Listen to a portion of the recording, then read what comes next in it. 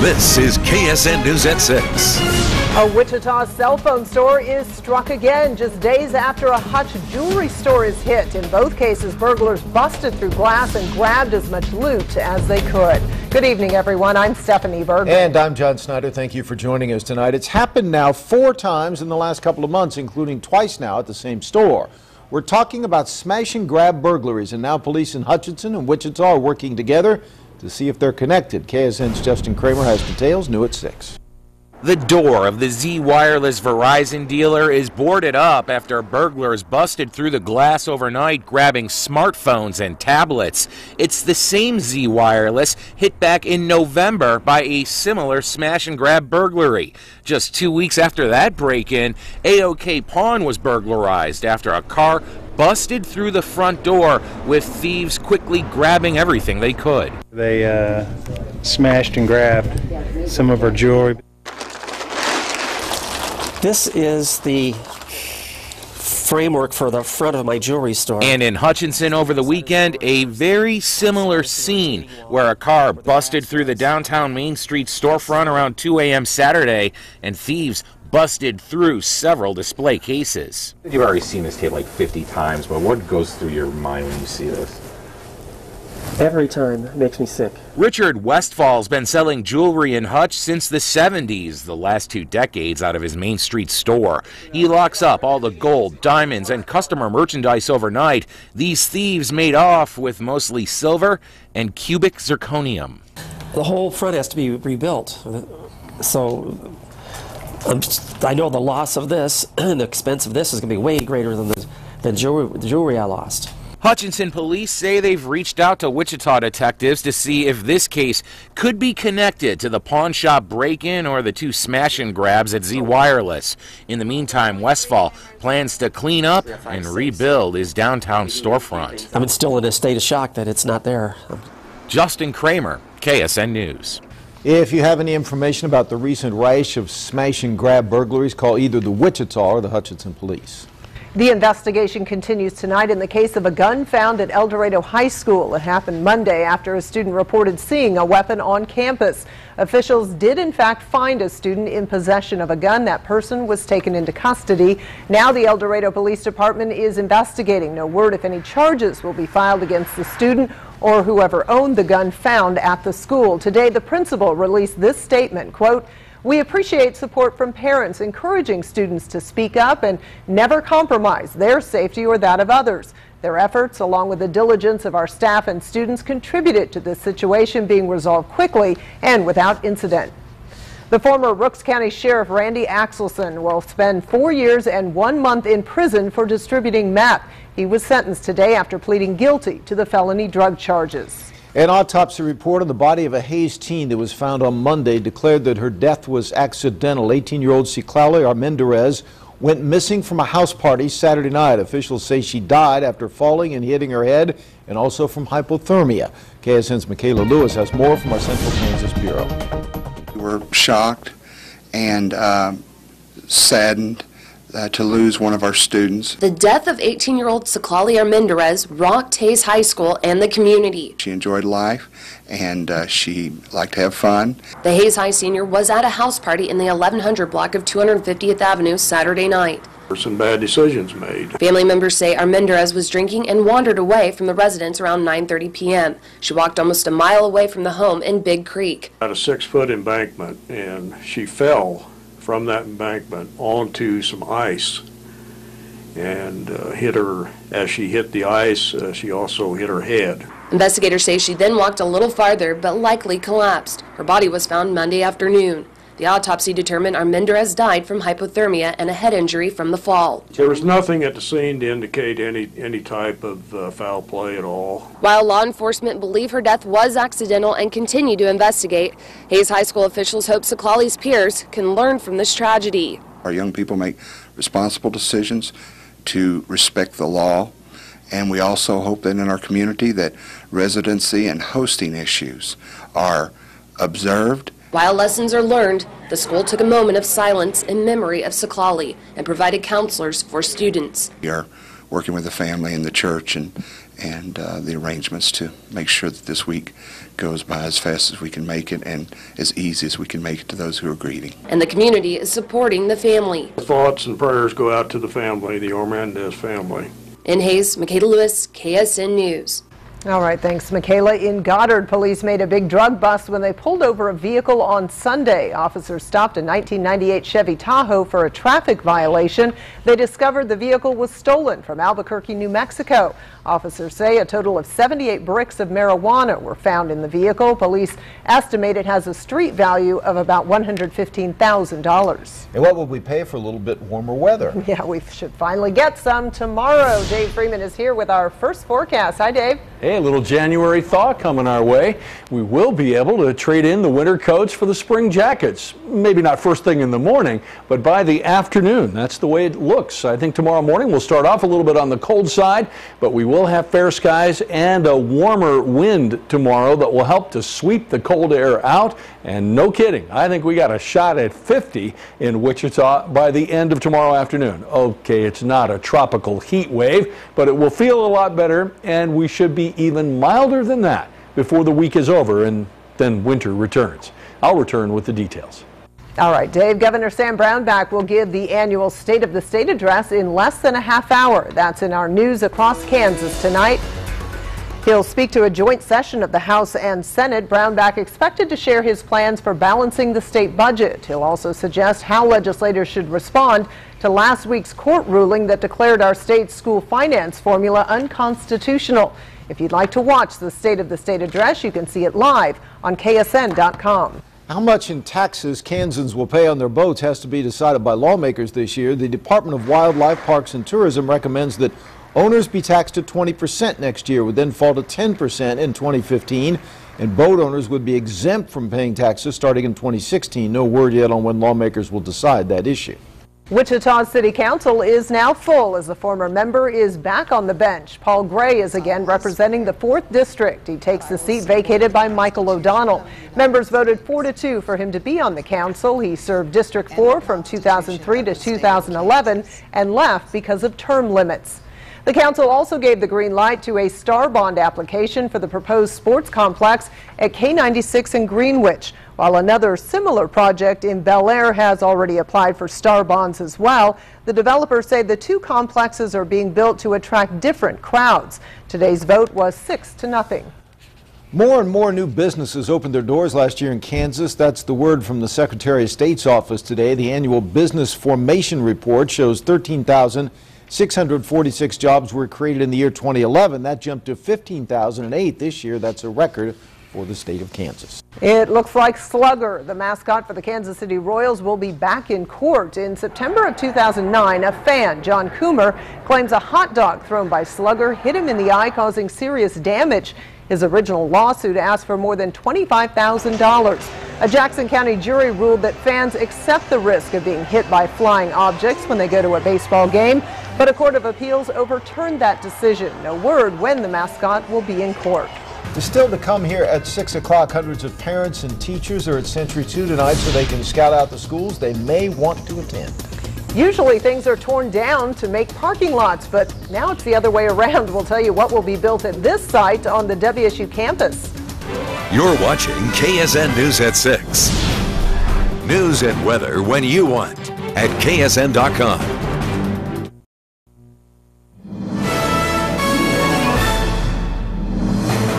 Finding the right school for your child can be tough. And that's why every year USD 259, the Wichita Schools, hosts the Choices Fair. It's going on right now, called the One-Stop Shop for Education.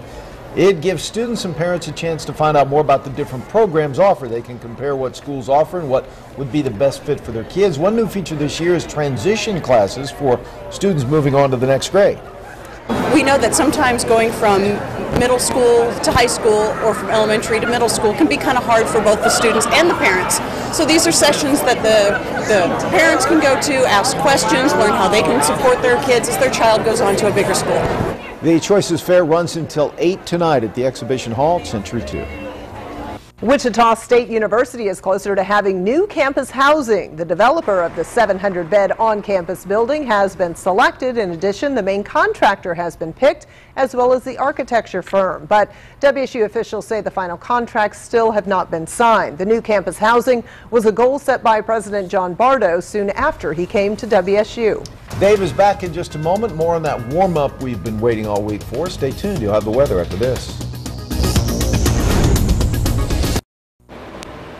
Now, in high definition, your KSN Pinpoint Weather Forecast. And welcome back to the Pinpoint Weather Center, where we are looking forward to some really nice, mild weather over the next several days. It looks like a nice January thaw, although, of course, it's not going to last forever because we have a lot more winter to go. Milder beginning tomorrow and lasting through Saturday. Now, Sunday, we're going to start to turn chilly again, and then very cold air coming straight from northern Canada, coming back our way early next week. So that's the time scale. You've got several good days coming up. Now tonight, of course, once the sun goes down, we are going to get cold again. Let's check our progress with our Pinpoint Weather Network. Southwest side of the metro area, Hayesville Middle School at 30 right now. No wind, so no difference in terms of the feels-like temperature. And we're actually seeing the same results in southwest Kansas at Ingalls School. 26 degrees, but the wind has died off, so no difference there. Let's double check it around the state, bringing you up to the current time as we see the temperatures already starting to fall in western Kansas. 23 at McCook, 25 at Goodland, and also at Dodge City. Back into the central part of the state, not quite as bad. Wichita officially this hour 32. Let's go ahead and check and see if there is any difference with the wind, and we do see a little bit northwest. McCook feels like 13, Goodland feels like 19, feels like 18 at Dodge City, but less wind, less of an effect in central Kansas. No difference for Wichita, for example. Our satellite picture is heartbreaking for us. It's beautiful, dry. Off to the east, we've got really incredible rainfall and a significant ice storm that's going on through the southern Mississippi Valley on up into the Ohio Valley. But again, back here where we are, we're in between systems. We're dry as a bone, but of course it is beautiful. Overnight tonight, I do think we will get a little bit on the cold side, but not as cold as we have been for the last couple of days. And oh, that looks promising, but unfortunately the light snow and flurries are expected to stay well to our north overnight. We start tomorrow morning cold and dry again. Through the day, though, we get a little bit of help. We'll go sunny to partly cloudy with the sunshine returning west to east, and by the time we finish up tomorrow afternoon, much, much milder. A chance to toss the winter coat in the back seat of the car on the drive home. Let's take a look at it. Here's your KSN custom forecast. Wichita for tonight. I think Ark City actually has a shot at staying in the 20s, but we should do teens. We'll say 18 for Wichita. Tomorrow, everybody has a chance to get up into the 50s. I think it should be a really nice afternoon. Northwest winds picking up at 8 to 18 miles an hour, but that's actually going to be kind of a warm wind tomorrow. North central Kansas, also here a little bit of a mixed bag. 20 at Hayes. We should be able to stay upper teens in the rest of this area. And then tomorrow, I think you got a shot at the 50s as well. Across the board, should be a really fine afternoon. Western Kansas tonight will be down into the teens and 20s. 20 even, Hill City, Dodge City, and Liberal. Then tomorrow, almost everybody, I think, has a shot at the 50s. It'll be close at Colby. I'll say 49 there. Notice a little bit more wind here out of the northwest, but again, tomorrow, that's going to be kind of a mild wind, helping to sweep the cold air away and keep it away for a few days in your Wichita Weekly. It's going to be really nice for the first part of the weekend. Really, I think we've got a very good shot at getting well up into the 50s on Friday. Still looks good Saturday, chillier Sunday, and then we really get back into the freezer early next week. North central Kansas also several days in the 50s, but it will turn colder on Sunday, and then the real deal kicks back in next Monday and Tuesday. In the southwest, a number of days here where you'll be in the upper 40s to low 50s. It will turn chillier on Sunday, and then you're back in the freezer Monday and Tuesday. Tuesday. In the Northwest, okay, you're going to be close. 49 Wednesday, Thursday, but I'll give you a 51 in Colby on Friday. Still nice Saturday before you also head back into the freezer. 28 Monday, 25 Tuesday. And the real heartbreaking part about that whole thing, it's going to be dry. I don't see any significant moisture. But boy, 50s look wonderful. Back in October, 50s would have looked cold, but now they're looking great. Everybody's going to be smiling. Yeah. Coming up later in a newscast, we'll give you some new meaning to the phrase hair of the dog. The little puppy knows about that firsthand. And coming up in sports, Wichita State coach Greg Marshall talks about the return of Carl Hall and the latest on KU star Ben McLemore's injury from last night. Plus, what did Brent Musburger say this time? We're back.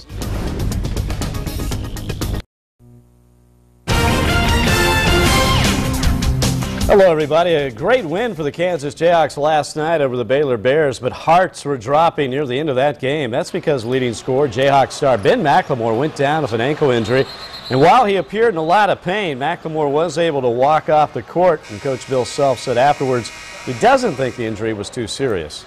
He's fine. I mean, he's not fine. He twisted his ankle, and if we were going to practice tomorrow, I wouldn't let him practice, but I don't know how severe it is. It's probably going to be something that, you know, depending on swelling or whatnot, but I can't make a prediction on how many days he's going to be out, but we're certainly hopeful that it's not more than, 2 or 3.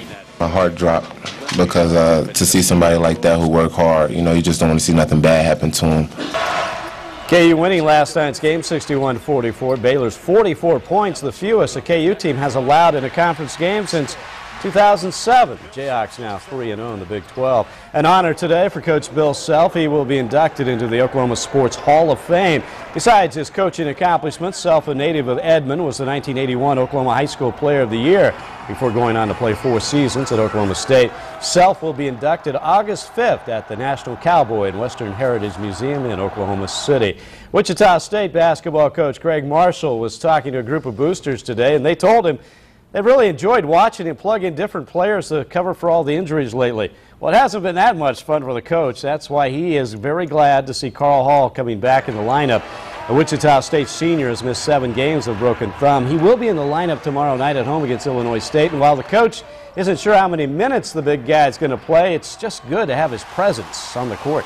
We enjoyed the winning, but it was work. It was a struggle. Every possession, every game, every half was difficult when you're taking 3 of your top 5 players off the court.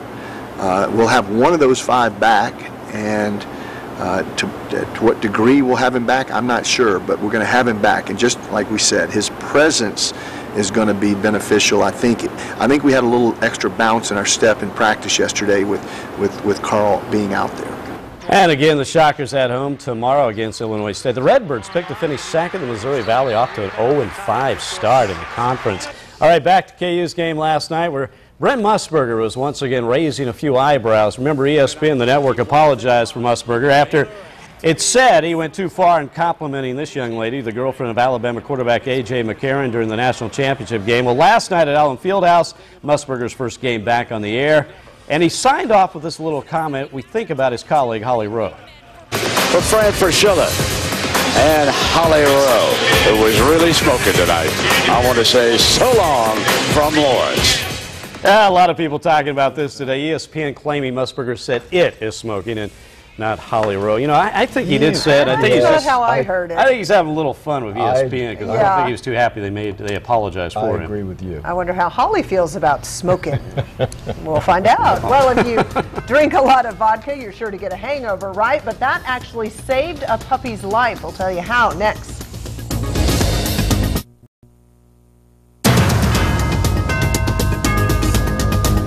Animals and antifreeze don't mix. In fact, it can be deadly. So one veterinarian came up with a wild way to cure a puppy on the verge of dying. Cute little Cleo in American Staffordshire was near death after licking up antifreeze in her owner's garage in Melbourne, Australia. The dog's vet knew the chemicals could kill her, so he hooked the pup up to a vodka drip.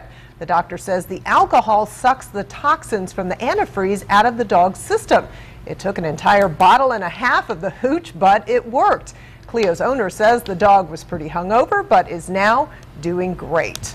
I'll remember that next time I get drink antifreeze. Maybe drink a little vodka just as prevention. There you go. We may need something to keep us warm tonight. I would suggest hot chocolate tonight and then iced tea tomorrow. We've got a real nice warm-up for January coming over the next several days, and then really cold air returning early next week. But no rain, no snow, no moisture. Nothing. That's our time here at 6. We'll see you back at 10. Have a good night.